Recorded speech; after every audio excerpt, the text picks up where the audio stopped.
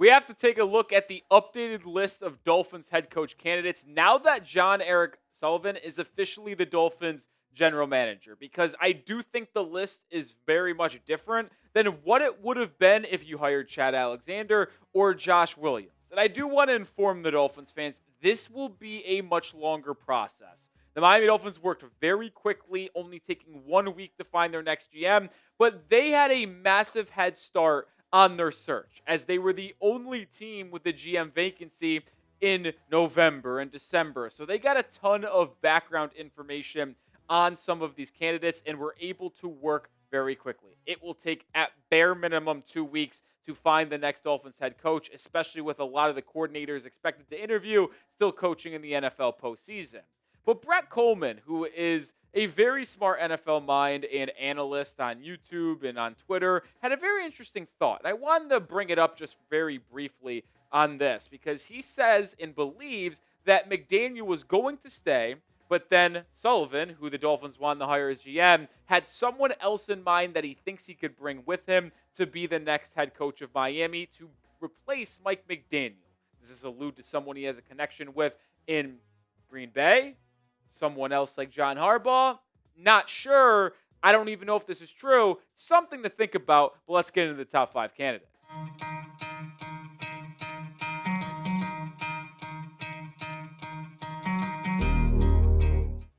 We officially will look at the top 5 Dolphins head coach candidates after hiring Jon-Eric Sullivan, with a couple honorable mentions as well. But before we fully get into it, make sure you follow me over on Twitter, because I'm breaking the news on the GM hire, when we fired Mike McDaniel, when we hire the next head coach, before we make our content on YouTube. So if you want wall-to-wall coverage, at Nick_Roloff is the handle.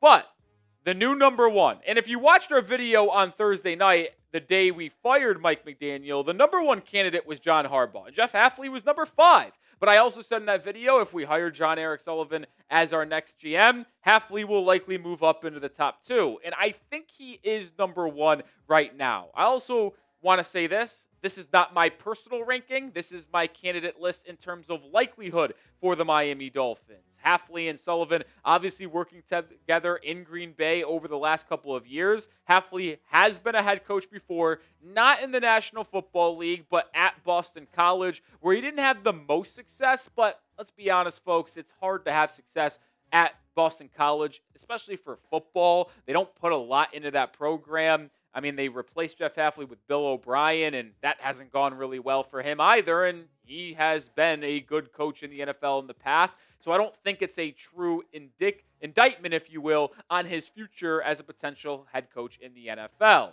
But we've seen a lot of success for Hafley in Green Bay as the Packers defensive coordinator over the past 2 seasons, ranking as a top 10 unit in 2024 and a top half unit in 2025.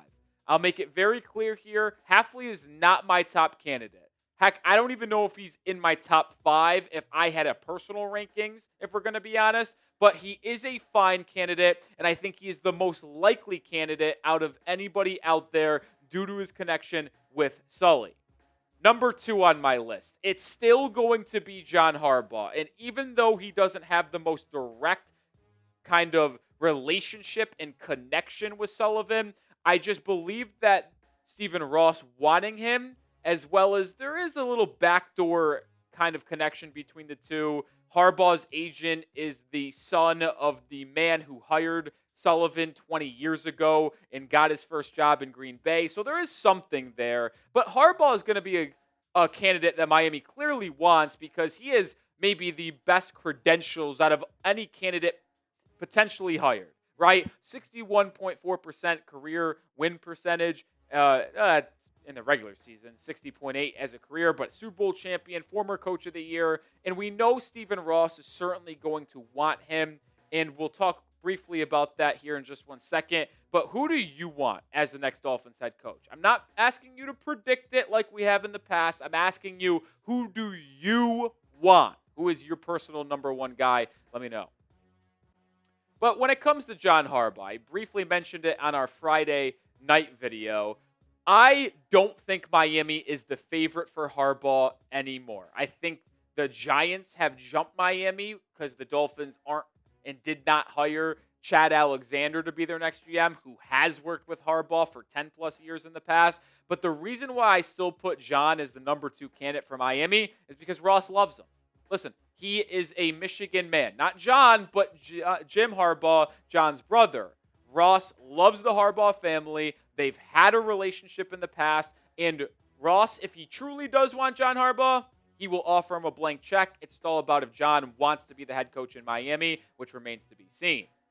Number 3 on the list is going to be someone we've briefly mentioned, but not talked in-depthly about, and that's Anthony Campanile, the current Jaguars defensive coordinator. And this name might sound familiar. We've mentioned him prior, but it's because he's been a Dolphins assistant coach in the past. He's only 43 years old, so still relatively young, but he spent multiple seasons in Miami as the linebackers coach from 2020 to 2023.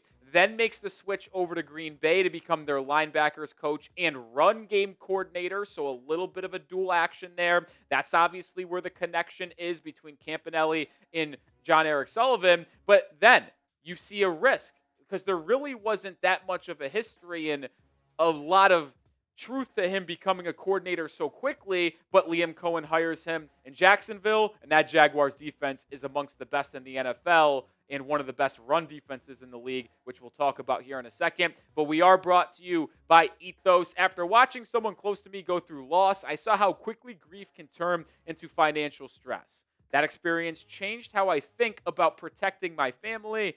And life insurance isn't about expecting the worst, but it's about making sure the people you love are supported no matter what.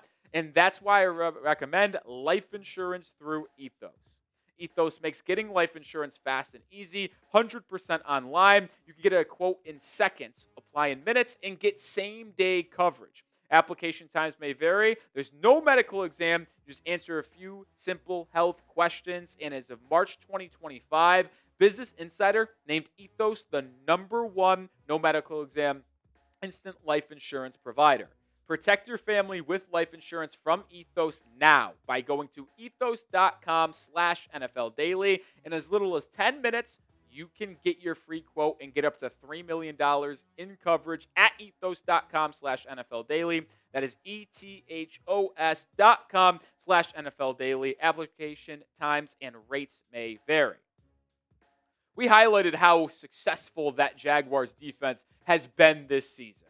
Well, under Campanile, in his first year, they are the best team against the run. They have not allowed a ball carrier to have more than 75 yards in a game against them, which I'm fascinated to see how that plays out as they take on the Buffalo Bills this Sunday in the wild card round. James Cook, the leading rusher in the NFL. It's an immovable object versus an unstoppable force. Who wins that battle? But you see Jacksonville ranking in the top 10 defensively in yardage and points total. Now, they do struggle against the pass. They have not had an elite secondary, which has been why it's impressive to see Jacksonville have such success defensively. It's actually a very fascinating defense because they allow absolutely nothing against the run, but they don't pressure the quarterback that well. They're 27th in sacks, and their secondary isn't very good either, yet they've still put together a top 10 defensive unit this year in points and yards. Very interesting. I can't wait to see how Campanile attacks Josh Allen and the Buffalo Bills this Sunday.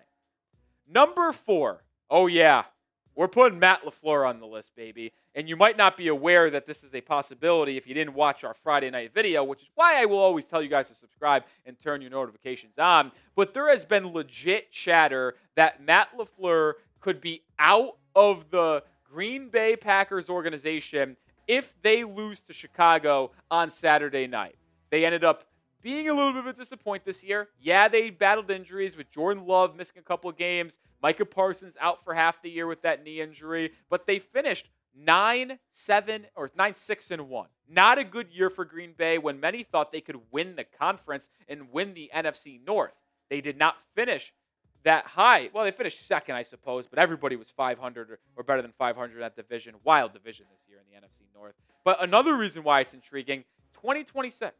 The last year of Matt LaFleur's contract, which means next year it's a contract year.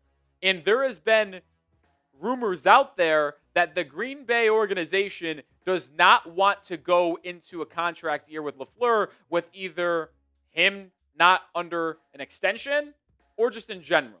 So it sounds like they would have to make a decision on potentially moving on from LaFleur or giving him an extension. Well, this is where this report comes in from Tom Silverstein, a Packers reporter, who said that Green Bay might have to offer 12 to 15 million per year to keep LaFleur in Green Bay. If the two sides can't reach an agreement, it's hard to believe Sullivan wouldn't be interested in LaFleur.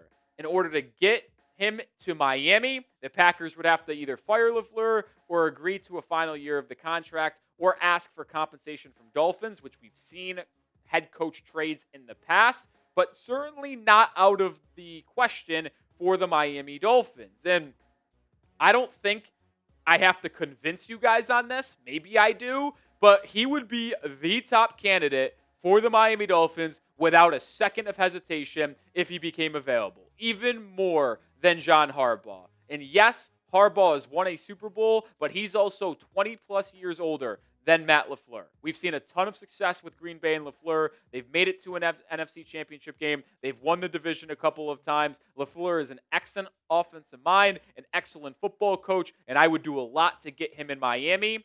We'll see if the Dolphins have a shot at him, whether it's on the trade market or they sign him to a lucrative deal in the head coach free agency market. But I put him at number 4, even though he isn't currently available, certainly can become available in the next 72 to 96 hours. Make sure you are subscribed because we will continue to bring you daily Dolphins videos for free. Subscribe. No other channel covers you on the Dolphins like us. Join us. Final on my top 5 is Chargers defensive coordinator Jesse Minter.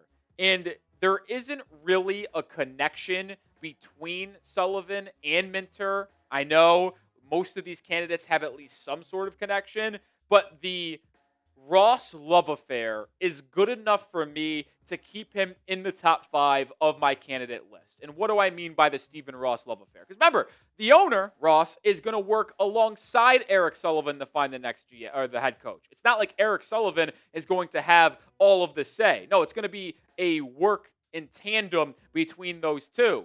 And we know Ross will heavily pine for Minter because of the Michigan connection.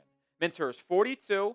He obviously has been with the Los Angeles Chargers for the past couple of years under Jim Harbaugh, but was under Jim Harbaugh in Michigan from 2022 to 2023, where they won the college football national championship. Ross is one of the biggest donors and alums of Michigan football. He loves that program. He's a Michigan man through and through, and will have Minter high on his list due to his success at Michigan. But it's not like that's the only place he's had success, folks. Minter has been phenomenal in the NFL as the Chargers defensive coordinator. Similar to Hafley, he's had their respective unit in LA as a top 10 defense in each of the last 2 years. 2024, number 1 in points, in top half in yardage against the run, pass, and total. This year, he upped it another notch, being top 10 in yardage, rushing yards, passing yards, and points. Minter is an excellent defensive mind. You wonder if he can be a leader of men, but he is an absolute genius, if you will, in terms of his defensive schemes, his preparation, and his game plans on a week-to-week basis. You see Mike McDonald in Seattle working really well. He learned under John Harbaugh and Jim Harbaugh. Wonder if Jesse Minter could be the next type of Mike McDonald who's been cooking in Seattle. All right, a couple more honorable mentions that didn't make my top 5 list, but I did want to include them as just missing out. I would have Kevin Stefanski, the ex-Cleveland Browns head coach, as my number 6 candidate in likelihood, and Mike McCarthy, the former Packers and Cowboys head coach, at number 7. Sullivan and McCarthy worked together in Green Bay for a very long time. I know obviously you're not working hand in hand, but they were in the same organization. There's strong connection, there's strong ties, so we know McCarthy and Sullivan will at least know how each other works and how they work and how they tick. So that's interesting. But I think Stefanski's another option because if he is not going to be a head coach, I think he's an option for our offensive coordinator position. But Stefanski runs a very similar offense to what LaFleur in Green Bay does. So maybe Sullivan would want to bring him in to make the Dolphins a similar ran organization to the Packers, which, hey, that wouldn't be a bad thing. That organization in Green Bay is very, very good. We'll have you covered every step of the way, though, over on my Twitter. So go give me a follow right now at Nick_Roloff.